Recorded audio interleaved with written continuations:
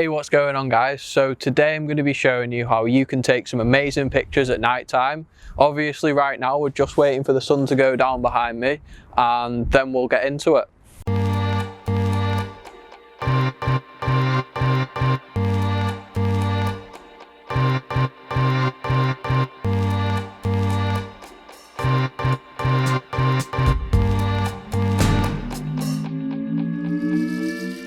First things first, let's go through the kit that you need to shoot at night.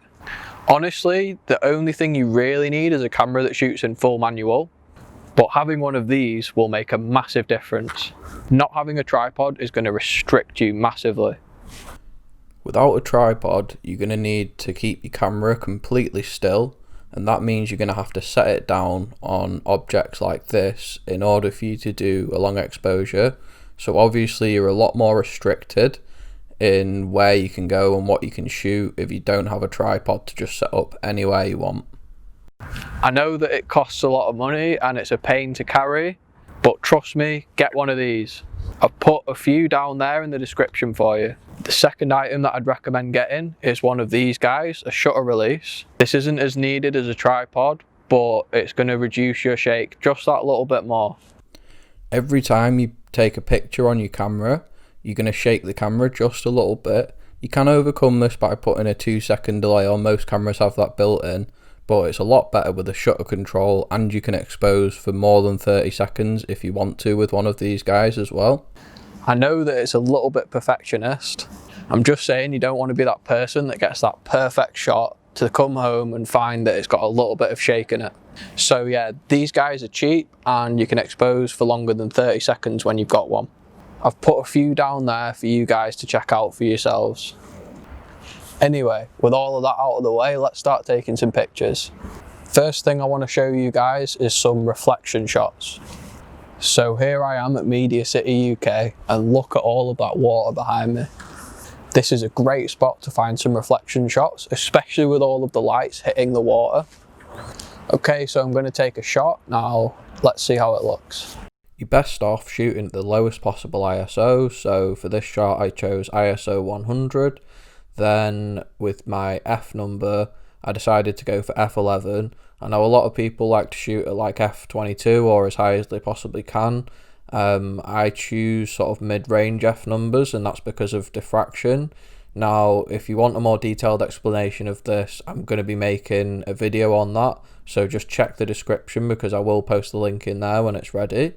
And with my shutter speed, I shot at 1.6 seconds.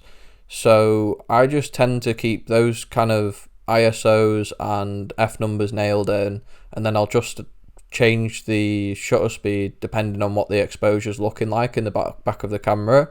So if it's too bright, I'd change it, and if it's too dark, I'd change it, but using just the shutter speed and keeping those two ISO and aperture settings nailed in the back of the camera.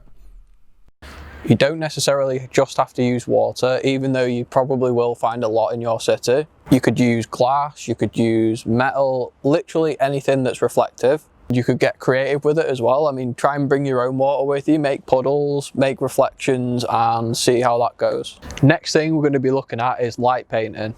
Light painting is a really cool way of just adding something extra to a scene. Like it says in the name, you are literally painting with light. Just so you've been warned, if you're somewhere like this, you probably will look a bit silly, but the results that you get from it are definitely worth it. You want to set your ISO pretty low, like 100, something like that. Then you want your shutter speed to probably be between 10 and 15 seconds, depending on how much painting you want to do. If you do want to do some more painting, you can just turn your aperture up. And if you do that, then you can turn your shutter up to like 30 seconds or longer if you wanted to. So let me show you how to do some light painting. For this video, I'm just going to be using the torch on my iPhone. You can literally use any light source. A lot of pros like to use like pixel sticks and stuff like that. Then you just let your shutter off and paint shapes with the light for as long as the shutter's open. You can see that the camera is just recording every single movement I'm making with the light. You can make some really cool patterns doing this. You can write your name, you can literally do anything that you want. And like I say, if you want to open the shutter for longer, then just turn your F number higher. I have another video about capturing light trails. I didn't want to include it in this video because it's pretty similar to light painting, but if you want some more info on that, then check the link below.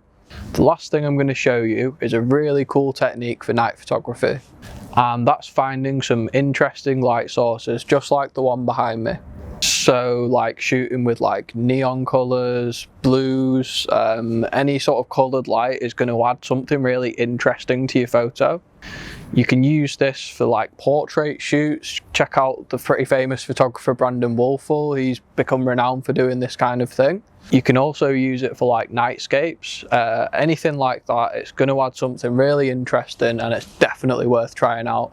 Just walking down the street, this really cool blue light coming off this bridge caught my eye, and that's definitely something you should consider doing as you're walking around, just looking for like interesting coloured lights. Anything that's eye-catching, light-wise especially, it's going to be something that's interesting and eye-catching in your pictures. You can see that this neon blue light is really adding something to the photograph, and it's just adding like a mood, a colour, something really special to the image. For this particular shot, I decided to use ISO 100, a shutter speed of 2 seconds, and f4 to blur the background out like you can see there. Thank you for watching the video. If you've got any more questions, be sure to let me know in the comments below. And if you enjoyed it, leave us a like and please consider subscribing. Thank you.